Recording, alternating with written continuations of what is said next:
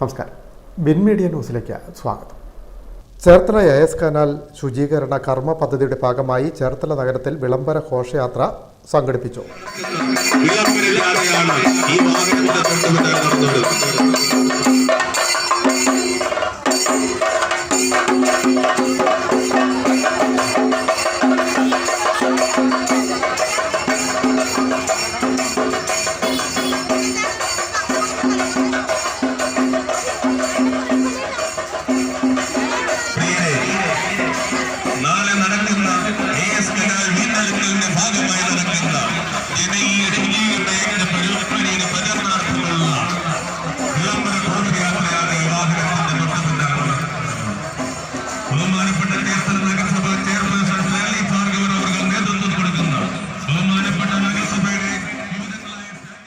ചേർത്തല നഗരസഭാ ഓഫീസിന് മുന്നിൽ നിന്നും ആരംഭിച്ച വിളംബര ജാഥ നഗരം ചുറ്റി മുനിസിപ്പൽ ഓഫീസിൽ തന്നെ സമാപിച്ചു.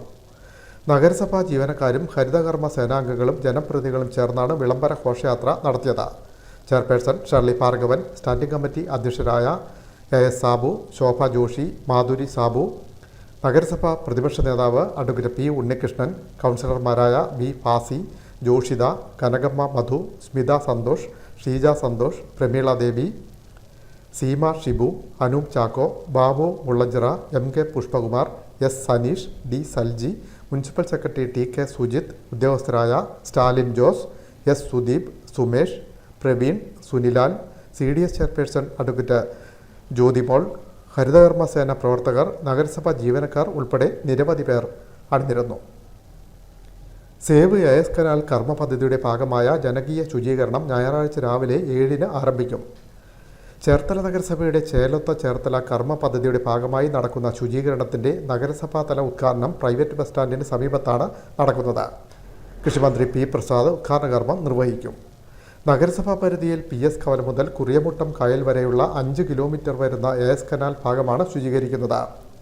രാവിലെ 7 മണി മുതൽ ഉച്ചയ്ക്ക് 12 മണി വരെ നടക്കുന്ന ശുചീകരണത്തിൽ കനാലിൻ്റെ ഇരുവശങ്ങളിലുമുള്ള 50 കേന്ദ്രങ്ങളിൽ 100 വീതം ആകെ 5000-ൽ പരം സന്നദ്ധ പ്രവർത്തകരാണ് പങ്കെടുക്കുന്നത്. വിൻമീഡിയ, ചേർത്തല.